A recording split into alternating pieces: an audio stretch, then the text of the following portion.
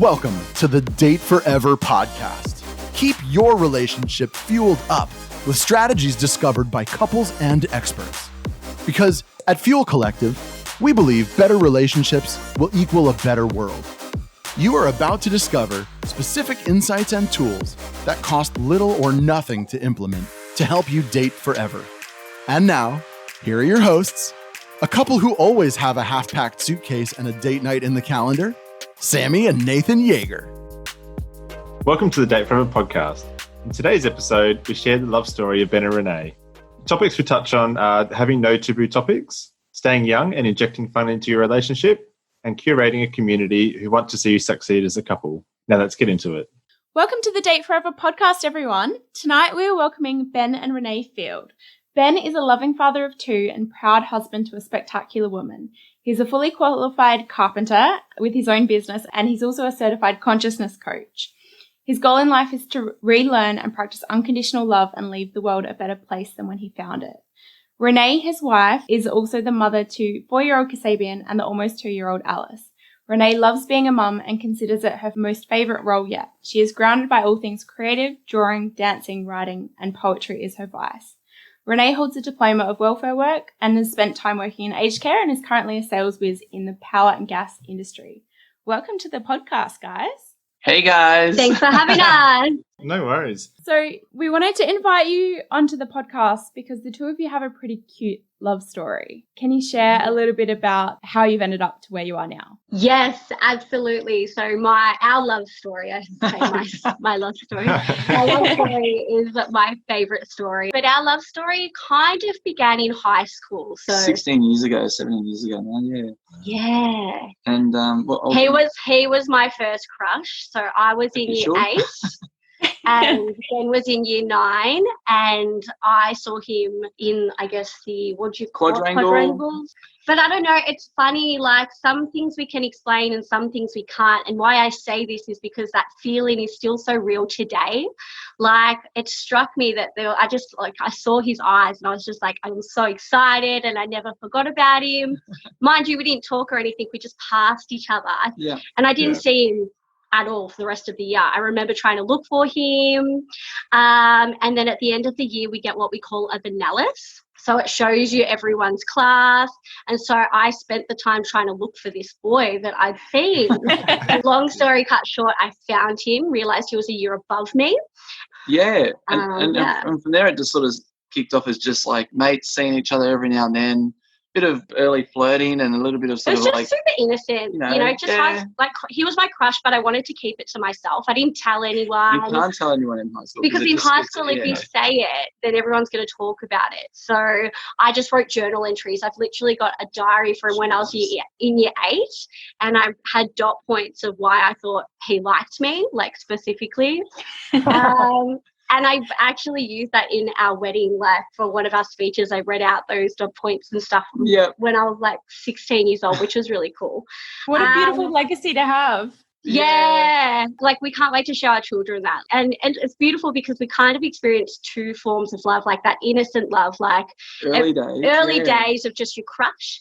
But our love story, early days, kind of ended there. Like once we were out of high school, Ben left the year after. Yeah, we had a couple of sort of run-ins not long after high school where we had each other's number, and I think I would randomly message Renee for some reason just because I was thinking of her. So it's like the universe kind of collided us here and there, keeping us like that spark to remember this person. Yeah. But we got in other relationships that were like 5-year-long relationships after that. I left school, so I was out of the picture.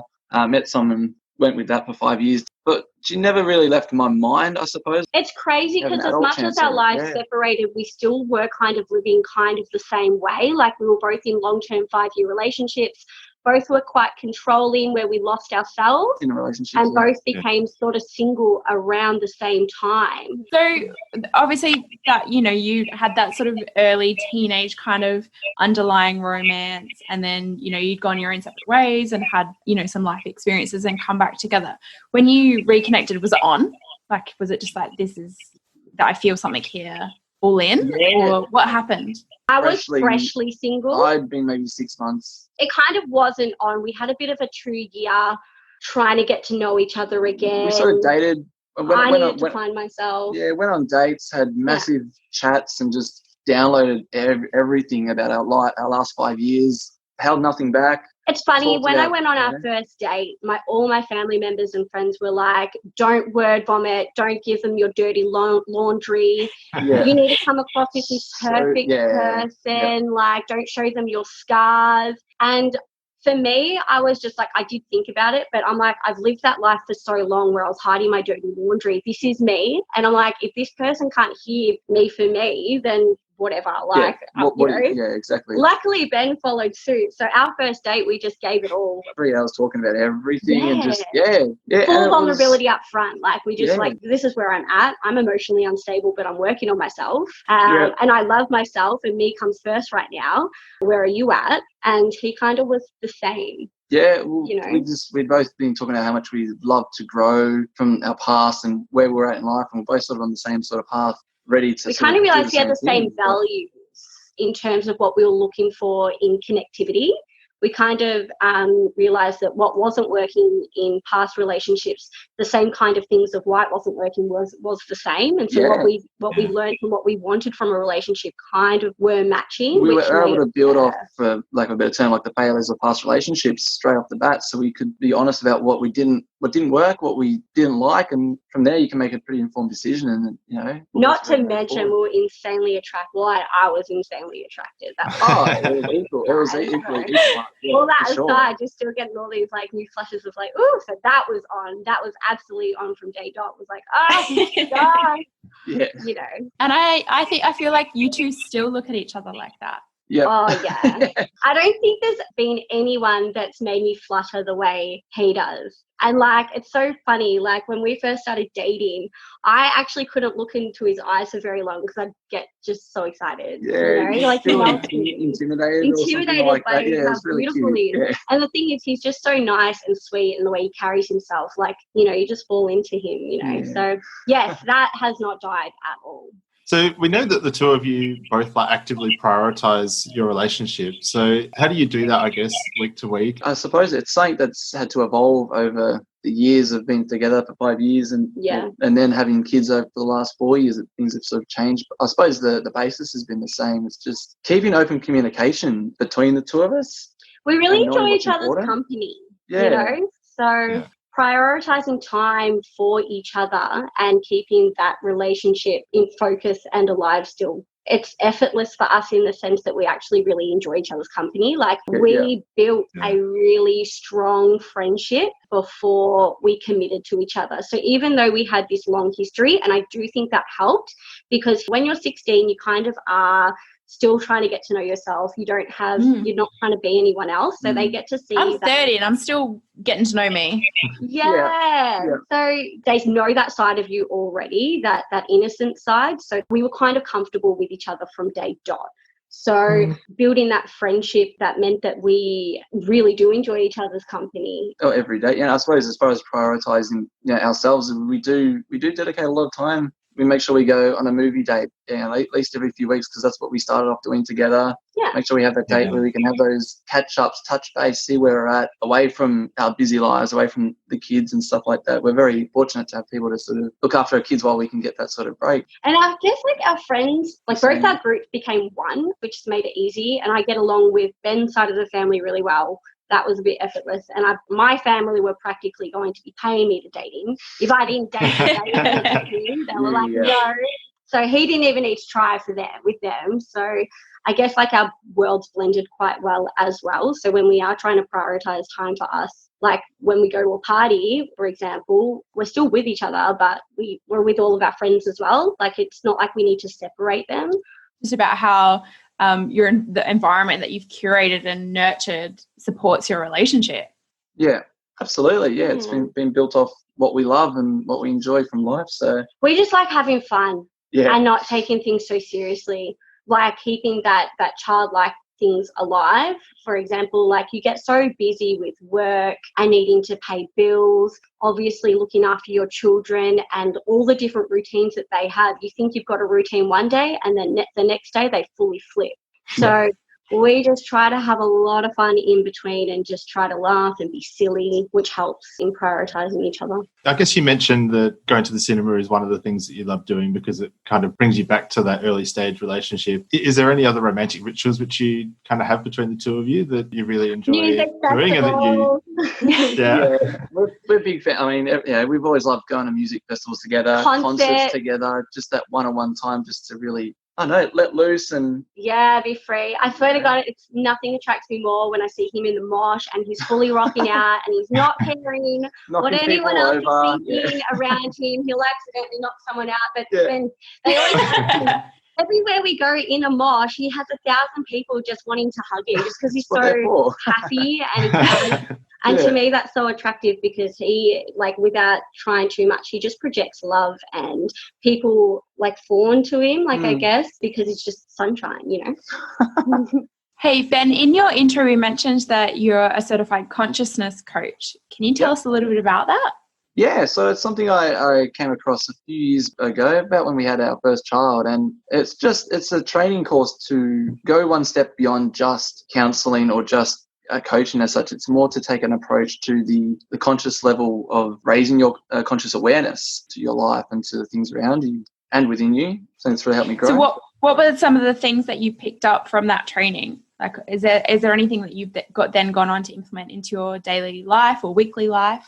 Oh, tons. A lot of ego-based knowledge and just sort of recognizing that aspects of yourself at the deeper level and how they take control and how they can run away from you, and then how you can sort of reclaim that sort of power back in your life. So that's certainly something that can be transmuted into the relationship and parenting with children. And as far as the ego side of things goes, it's just bringing that awareness to when you are just getting a bit too sensitive about, being caught on your shit, basically, and being able to have an open communication about how silly you reacted to something and how, bringing humility back to sort of bring the relationship back to growing, I suppose, and not just be shut away and hurt and just sort of sensitive to sort of criticism, I guess. I think it also really helped you with communicating with me as well.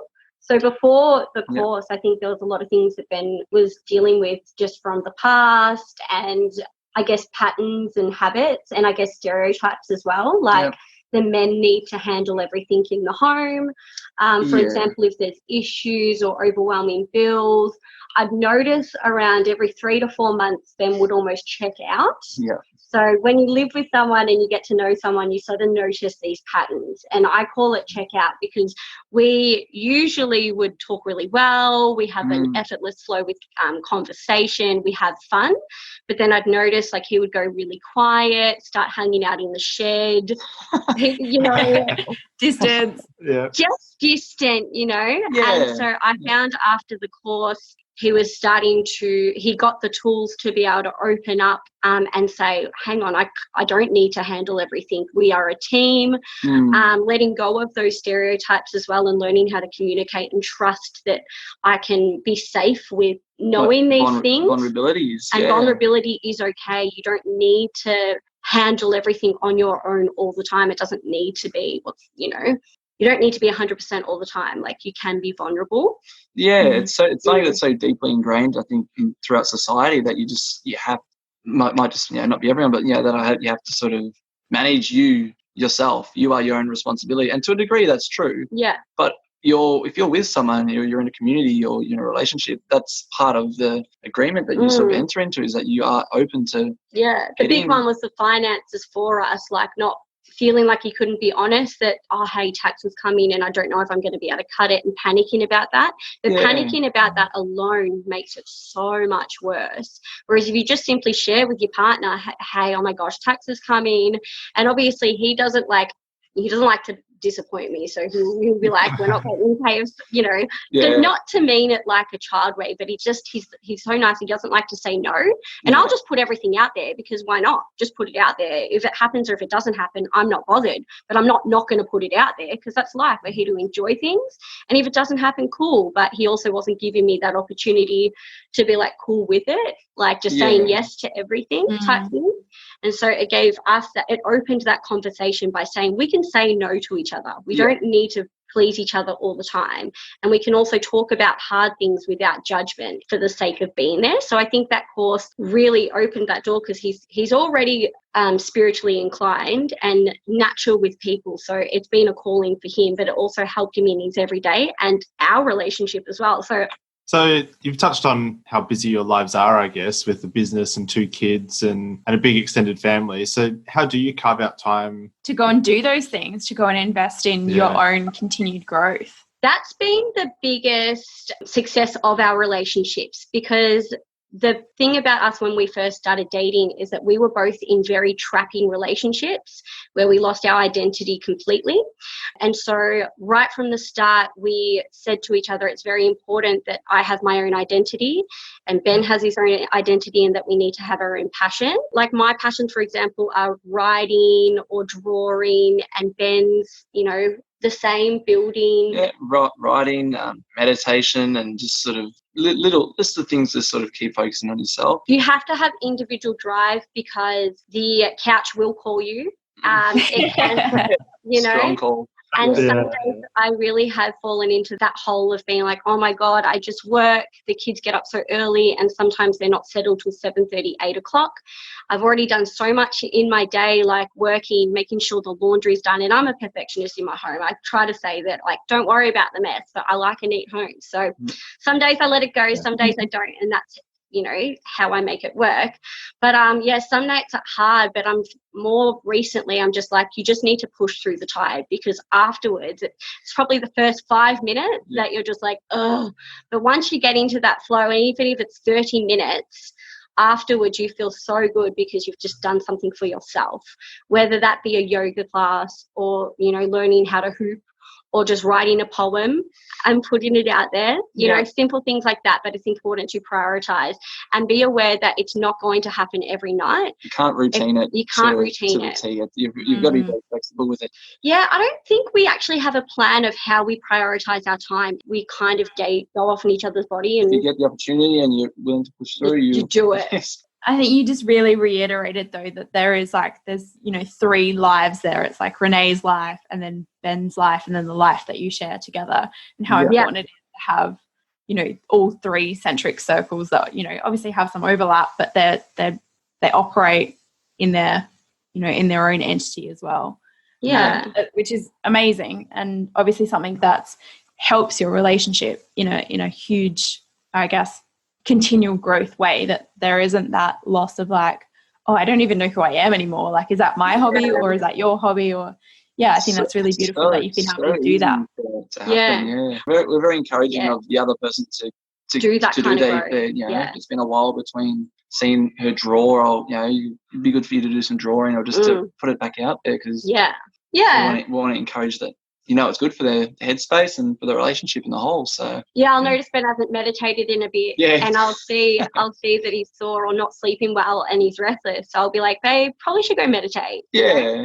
Also, understanding what each other's passions are and sort of encouraging the person about, like, hey, you usually do this. I've noticed you haven't done it in a while. Is everything okay? So checking in. Yeah, when you notice the signs. And I think it is a great thing as well to be able to have your 2 lives and then bring them together, and you've got more to be able to share with your partner as well, and some of that excitement, like you can see the excitement of the other person. And like you were saying, Nate, like that level of attraction when you see your partner doing something that they absolutely freaking love. Like it's a turn on. Like if they're really in their element and just like doing their thing, even if you don't quite get the thing, like seeing them lit up by the thing that makes them fill their cup is amazing. Exactly. Yeah. And if you're not feeling that and watching them doing the things they love and you get annoyed by it, you should probably question, are you with the right person? You know what I mean? Like, so when you first initially fall for someone, or you're attracted to someone, you're attracted to that person for their individuality, as the person they are, already as they are, whatever they're doing, however they deal with life. And so as you're together for yay long, it's important to maintain a sense of individuality, because that's ultimately what's attracted you in the first place. Yeah. So, I think it's absolutely something that's important to sort of encourage in each other and ourselves, Because otherwise it'd be so boring if you were doing and watching the same things all the time. Your conversation would just go to nowhere, Yeah. So each to their own, but for us, we love to go away to bring back the news to each other, you know? That's it. It keeps it exciting. So obviously, like, you guys, you know, you're fairly like young parents still. Like, you're still getting out to go and have movie nights and going to music festivals and parties, and then going out and doing your own individual growth and practices and fun stuff. What would you say is like the number one tip for couples who are kind of, I guess, at the beginning of their relationship? What are some of the foundational pieces that they should be putting in place to, I guess, create an environment or a relationship that serves them in those ways? You need to build a community. For us personally, I know that I feel for some of my friends who are parents, and so they've only got one child, but they've got parents who live in different states. Friends who are in different stages of their lives, so they don't actually have babysitters. So I do know that we are very fortunate. I did think it was just a norm, but actually hearing some of the people's stories, I was like, oh wait, that would be quite difficult. If I didn't, I'm one of 9.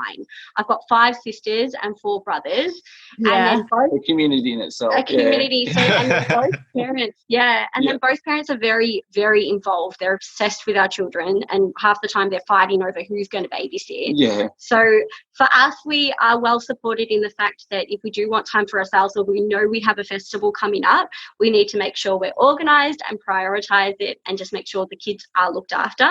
Yeah. But we also know that for us to feel okay with going to music festivals or concerts and doing things that make us super happy and individual, we need to make sure that's equally shared with our children. So we need to make sure if we're hungover the next day, you know, that's what you signed up for. That's what you signed up for. No point, complaining about it. That's so important. Like what you've said is having that network, you know, when things are bad, that you've got people to call on, and then when things are great, you've got someone to celebrate with as well. Yeah. You know, even without, like, you know, couples who maybe don't have kids yet, the network is also just that you do have.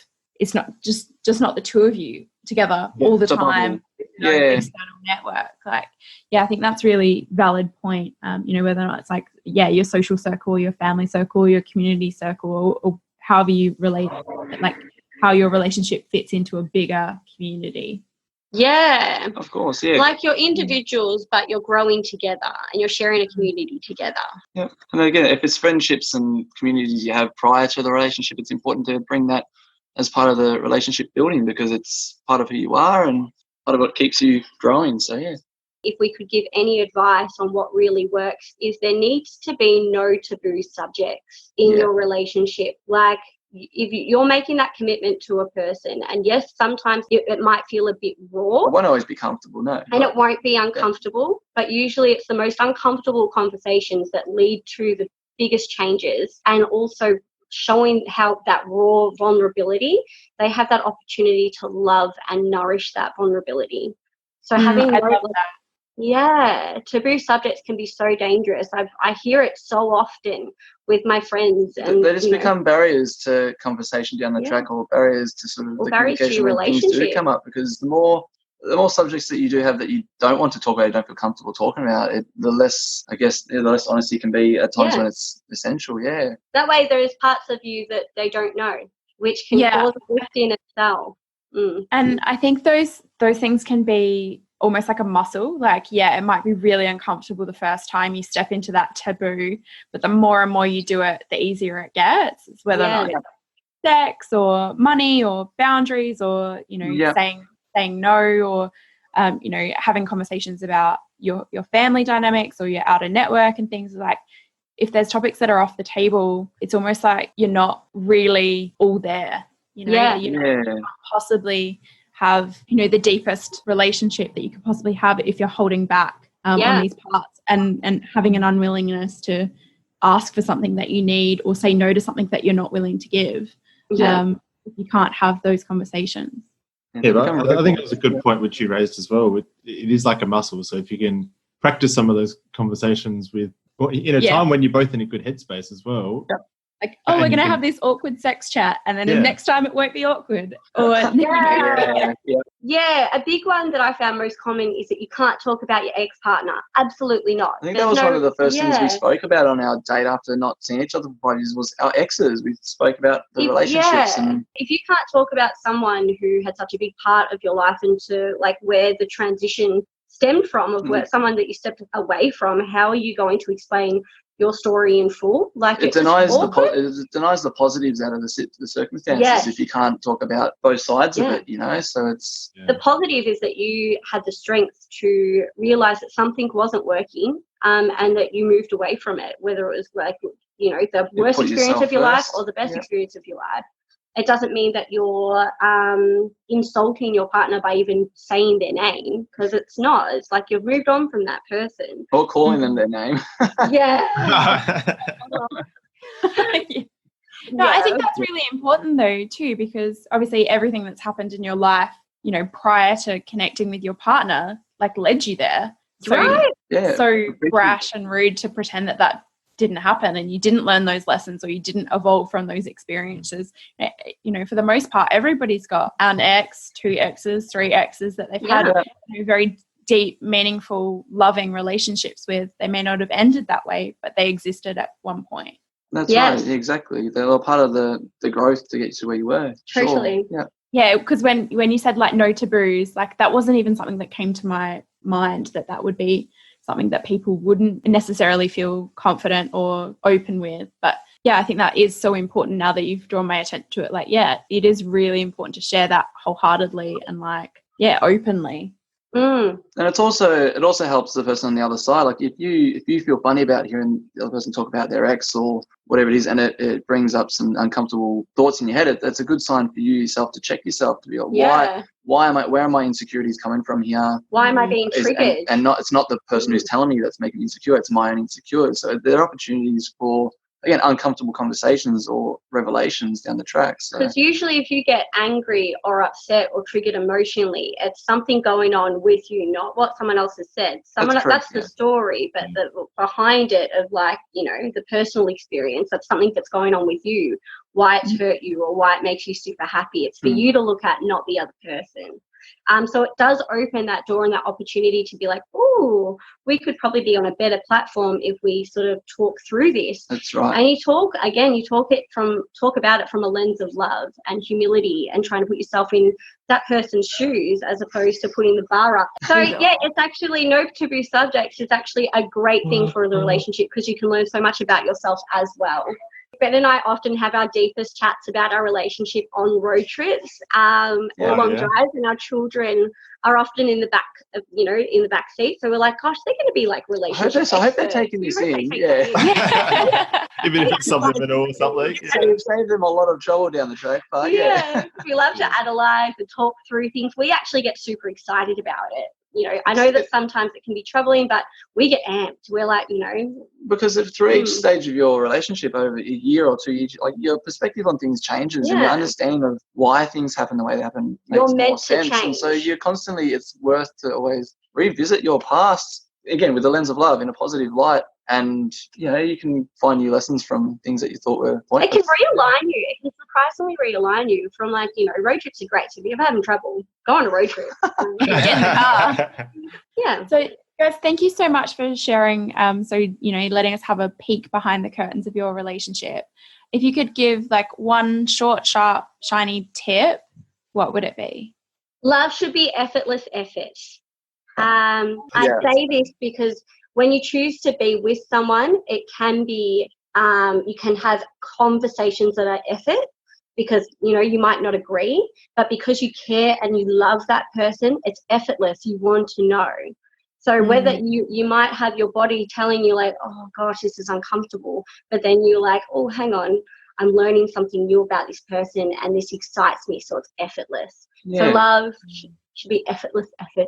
Yeah. I suppose the other thing is just to remember, you're in a partnership, it's a team joint effort. You wouldn't go into business with someone and not be wholeheartedly invested in it. And obviously you're going to have things that are going to hold you back from your past. That's fine, but just to remember that you're on the same team. You're a team. There's no competing. There's no need to sort of You're not, support each other, love each other, listen. Communicate. Yeah. There was definitely more than one each in there. That was great. Sorry. I told you we ramble. No, it's good. Lots of good ones. Hey, so as Nath mentioned earlier, be the change is a big one of our values. So for us, that really means about being the change in your own life and taking accountability for what you have influence over in your, your actions, your behaviors, the way that you choose to go inward or outward. But it's also about being the change in the world and being the change that you want to see, like you said, Nate, that you want to see more authenticity. So you need to show up more authentically. And I love that. So our in contribution to the world that we want to see, to say thank you, we have provided access to clean, life-saving water to a village in Tigray, Ethiopia, for a year. Wow. And the amazing thing about this project is it's not just clean water, but it allows for the girls who would otherwise spend 3-4 hours a day walking to collect water the ability to go to school. So we want to say thank you so much for showing up to have this conversation so that we could do that together. Amazing. So if people have enjoyed what you've shared tonight and want to look a bit further behind the curtains, how should they connect with you?